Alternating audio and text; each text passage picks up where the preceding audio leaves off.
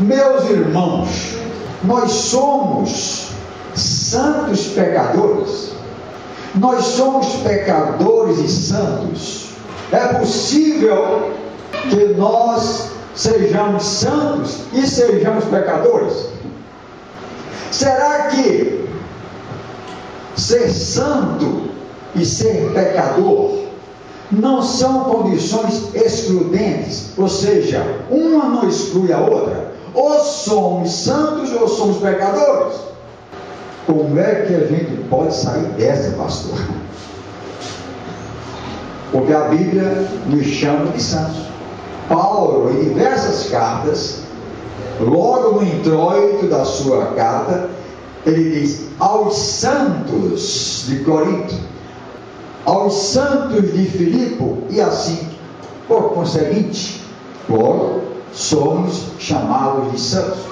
E somos pecadores? Somos. A palavra de Deus diz que nós somos pecadores. Quer ver? Romanos 3, versículo 10. Para nós começarmos a refletir sobre isso. Hoje é um misto de escola bíblica e mensagem. Nós vamos chamar hoje a razão mais do que a emoção. Diz assim Romanos 3, versículo 10: como está escrito, não há um justo, nenhum sequer. Não há um que seja justo, um que seja justificado. Porque ele diz no versículo seguinte: todos se extraviaram e juntamente se fizeram inúteis. Não há quem faça o bem, não há nem um só. A sua garganta é um sepulcro aberto. Com as suas línguas tratam enganosamente. Peçonha de áspides está debaixo de seus lábios, cuja boca está cheia de maldição e amargura. Os seus pés são ligeiros para derramar sangue. Em seus caminhos há destruição e miséria, e não conheceram o caminho da paz. Agora vamos ver outro versículo que diz o seguinte, Romanos 3, 23: porque todos pecaram e destituídos estão da glória de Deus. 1 João capítulo 1, versículo 10. Essa aqui que vem já para fechar essa primeira etapa, que diz que nós somos pecadores. Diz assim: se dissermos que não pecamos, fazemos de Deus um mentiroso, ou fazemos-lo mentiroso, e a sua palavra não está em nós. Como é que nós podemos ser santos? Como é que nós podemos nos santificar? Porque Deus diz: sede santos, porque o Senhor sou santo. Primeiramente, santo, etimologicamente falando, quer dizer, significa separado. Amém? Santo, quando dizemos que somos santos pecadores, não queremos dizer que nós alcançamos a santidade absoluta de Deus. Nós nunca iremos alcançar a santidade absoluta de Deus. Nós iremos caminhar nesse sentido. Nós vamos procurar cada vez mais nos separar da pecaminosidade do mundo. Santo quer dizer separado. Que nós, de livre e espontânea vontade, nós resolvemos deixar o pecado. Nós resolvemos aceitar a diretriz do Senhor Jesus. Nós resolvemos crer que Jesus ressuscitou o terceiro dia, está na glória, que é o nosso Senhor, o nosso Salvador e o nosso advogado. João 3,18: quem nele crê não é julgado, quem não crê já está condenado. Vamos palmilhar por esse caminho, refletindo e meditando, para que possamos chegar a bom termo na nossa reflexão. Então diz a palavra do Senhor: a necessidade de crer. Mas quem não crê já está condenado, porquanto não crê no nome do unigênito Filho de Deus. E a condenação é esta: que a luz veio ao mundo, e os homens amaram mais as trevas do que a luz, porque as suas obras eram más. Aí está João 3,16, um dos versículos mais conhecidos do mundo, que diz o seguinte: porque Deus amou o mundo de tal maneira, de forma tão intensa, que deu, enviou, ofereceu o seu Filho unigênito, para que todo aquele que nele crê não pereça, mas tenha a vida eterna. Mais ou menos a mesma coisa que está dizendo em João 3,18. E é a mesma coisa que está dizendo em Efésios 2, versículo 8. A doutrina da salvação está assim formada em vários versículos da Bíblia. É o grande plano de Deus para a salvação dos homens. Efésios 2, 8 diz: pois pela graça sois salvos por meio da fé. Então a doutrina da salvação está entretecida, engajada, explanada em vários versículos da Bíblia. Aí vamos para Romanos 10, versículo 9. Também fala o que é necessário à nossa salvação. Quando falamos em salvação, estamos dizendo que esse caminho nos separa da sujeira e do pecado do mundo. Nós vamos detalhar como isso acontece. Há uma condição para sermos salvos, várias condições. Diz assim: se com a tua boca, não é verdade, confessares a Jesus como Senhor, tê-lo como Senhor, aquele que manda, aquele que preside, aquele que ordena, aquele ao qual nós temos que nos submeter, se com a tua boca confessares, ou seja, eu confesso, fazer essa confissão, e fazer a confissão com pensamentos, palavras e obras, principalmente com palavras. Se com a tua boca confessar a Jesus como Senhor e Salvador, em seu coração creres que Deus o ressuscitou dentre os mortos, serás salvo. Amém? As condições estão estabelecidas na palavra de Deus. Mas Jesus disse que são colocados diante dos homens dois caminhos: caminho largo, em que a pessoa faz tudo o que quiser, mas é um caminho que leva à perdição. E outro caminho é mais estreito, porque é o caminho da obediência, da resignação. É o caminho em que você tem que mortificar os seus prazeres mundanos, fazer morrer dentro de você as suas paixões infames, a vontade de pecar. Nós, por livre e espontânea vontade, porque essa palavra entrou em nosso coração e nós cremos, nós escolhemos por opção, escolhemos porque Deus nos deu o livre arbítrio de escolher um caminho ou outro. Nós escolhemos o caminho estreito, e esse caminho é o Senhor Jesus. Palmas para o Senhor Jesus. Aleluia! Este caminho é o caminho da verdade, é o caminho da luz, é o caminho estreito que nos leva ao céu. Agora vamos ver 1 João capítulo 1, versículo 9. Vamos começar para que nós possamos entender. Somos santos pecadores. 1 João 1, 9. Uma coisa é pecarmos, outra coisa é pecarmos e logo em seguida nos arrepender de nossos pecados e irmos a Deus para receber perdão. O que é que a Bíblia diz? 1 João 1,9. Se confessarmos os nossos pecados, Ele é fiel e justo para nos perdoar os pecados e nos purificar de toda a injustiça. Aleluia. E por que nós precisamos estar sempre confessando nossos pecados? Porque aqui no versículo seguinte diz: se dissermos que não pecamos, embora acidentalmente, eu acrescento, se dissermos que não pecamos, fazemos-lo mentiroso.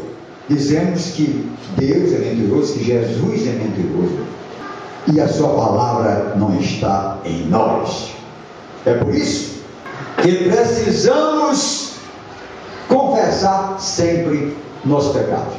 E o Provérbio 28, versículo 13: aquele que confessa suas transgressões e deixa, alcançará? Fale alto. Alcançará? Misericórdia. Ou aquele que confessa seus pecados e deixa. Esse deixa aí é muito importante. Só confessar não resolve. Aí você pega todo dia e todo dia confessa. Pecado continuado e consciente, todos os dias e todo dia vai confessar e não deixa. Deus, como conhece o nosso coração, vai dizer: olha, o negócio aí está errado. Você não quer deixar coisa nenhuma. Você quer continuar e achando que Deus é brasileiro. Aí ele vai dizer para você: não sou brasileiro não, que passa a mão por cima e vai deixando tudo a lavandeira. Não, tem que deixar em nome do Senhor Jesus. Fala para o Senhor Jesus. Tem que deixar. Aleluia. O pecado na vida de um santo pecador é um curto-circuito, é um acidente de percurso. Amém, igreja? É um acidente, não é algo consciente e sempre. Não, nós pecamos. Aí vem, nós somos separados e nós pecamos acidentalmente. Não é algo que faz parte da nossa vida, do nosso dia a dia. Não é algo que nós gostamos, não. Quando nós pecamos, nós sentimos uma luzinha acender lá dentro da nossa alma, do nosso âmago, da nossa consciência, falando. Na verdade, é a voz do Espírito Santo, aquele que convence do pecado, que nos diz: olha, você pecou, e nós dobramos os nossos joelhos e pedimos perdão a Deus. Vocês já viram como se estabelece a diferença entre um pecador renitente e um santo pecador? Agora vamos para 1 João 3, versículo 9, que diz assim: qualquer que é nascido de Deus não comete pecado, porque a sua semente permanece nele, e não pode pecar, porque é nascido de Deus. Mas se antes diz que é pecador, que pode pecar, mas não vive continuamente em pecado. Amém, igreja? Nisto, ou seja, esses que fogem do pecado, fogem da prostituição, são manifestos os filhos de Deus. Os filhos de Deus são reconhecidos por isto, e os filhos do diabo. Há uma diferença entre os filhos de Deus e os filhos do diabo. Ah, pastor, existe alguma diferença? Todos são filhos de Deus. Não são. Evangelho segundo São João, capítulo 1, versículo 12, fala claramente, de forma explícita, como devemos fazer para sermos filhos de Deus. Porque todos quantos o receberam, deu-lhes o poder de serem feitos filhos de Deus. Então, quais são os que podem ser considerados filhos de Deus? Todos quando recebem quem? A Jesus como Senhor e Salvador, como está em Romanos 10, 9, como está em João 3,18, recebe como Senhor, aquele que vai agora mandar na sua vida, aquele que vai ser o seu advogado. Então, 1,12 diz: mas a todos quantos o receberam, esse poder quer dizer, Deus a comissão de serem feitos filhos de Deus, são adotados como filhos de Deus, reconhecidos como filhos de Deus. Amém, igreja? Amém. Aos que creem no seu nome completo. E não é apenas crer. A pessoa não é salva apenas pelo fato de crer que Deus existe. Não é crer que Deus existe, que Jesus morreu numa cruz, que Ele pode perdoar pecados, que nós vamos nos salvar ou sermos considerados filhos de Deus. A salvação requer muito mais além disso. Muitas pessoas acreditam em Deus, creem que Ele existe, que Jesus existiu, que morreu na cruz, mas não o aceitam que Jesus seja o Senhor da sua vida. Não procuram obedecer, não vai morrer dentro de si os desejos da carne. Ao contrário, sempre que a carne pede, sempre que a carne exige, ele atende. Amém? Amém. Já nós, quando temos a palavra, quando vem a tentação, e vem mesmo, não é pecado nós sermos tentados. O pecado é cair em tentação. Então, temos o poder de serem feitos filhos de Deus aos que creem no seu nome, os quais não nasceram do sangue, nem da vontade da carne, nem da vontade do varão, mas de Deus.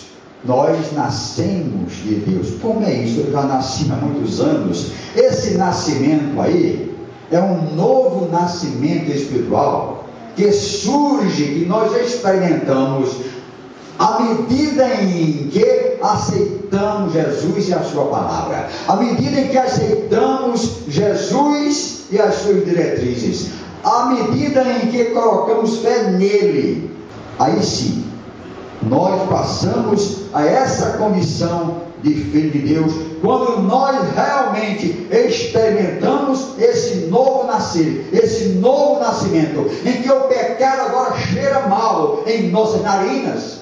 Nós rejeitamos o pecado até nos ofende. Eu vou dar uma explicação aqui que vocês vão entender muito bem. Mas antes vamos abrir em 1 João 5,18. As consequências de quem é filho de Deus. Diz a Bíblia: o diabo não tem poder sobre ele, o diabo não toca, o diabo não pode exercer a sua influência, porque existe uma barreira inexpugnável entre o crente fiel, o crente convertido e o diabo. Ele não transpõe essa barreira, ele não toca. 1 João 5,18. Sabemos que todo aquele que é nascido de Deus não peca, mas o que de Deus é gerado, conserva-se a si mesmo, e o maligno não lhe toca. O diabo não lhe toca. Amém? Amém. Todas as investidas do diabo, do maligno, todas as suas setas incandescentes, todas as suas palavras contrárias lançadas sobre nós, nós temos um escudo que vai colocando uma a uma por terra, o escudo da fé. Glória seja dada ao Senhor. Palmas para o Senhor Jesus. Aleluia! Nós vamos anulando as suas setas, suas palavras contrárias, a sua maldição. Nós vamos anulando. Efésios 6, versículo 10 fala a respeito da armadura de Deus. E dentre as armaduras de Deus, nós temos o capacete da salvação, o escudo da fé e a espada do Espírito. Aleluia! Glória sejam dadas ao Senhor. Essa espada que é uma arma de ataque e de defesa. Amém, igreja? Essa arma, ataque e defesa. Nós precisamos estar com essa armadura de Deus, para não cairmos em tentação e colocarmos por terra e anularmos todas as investidas do diabo. Agora vamos ao nosso exemplo para que vocês possam entender. Você pega, meus irmãos, um porco e uma ovelha, criados juntos, eles até são amigos, se conhecem desde pequeno. Aí você leva esses dois para uma poça de lama e coloca os dois lá dentro. Imagina o que acontece. Quem é que fica na lama? O porco. A ovelha fica lá? Não, né? Nós somos essa ovelha, a ovelha do Senhor. Palmas para o Senhor Jesus. Aleluia! E quando nós pegamos, nos apressamos, mas é rápido para pedir perdão ao nosso Senhor. E a palavra diz que nós temos um advogado no céu, que está sempre intercedendo por nós. Ele que morreu na cruz, porque ele olha para nós e diz: não, ele crê em mim, ele crê no meu sangue. O sangue de Jesus nos lava e purifica de todo o pecado. Glórias sejam dadas ao Senhor. Palmas ao Senhor Jesus. Aleluia. Palmas ao Senhor Jesus. Aleluia.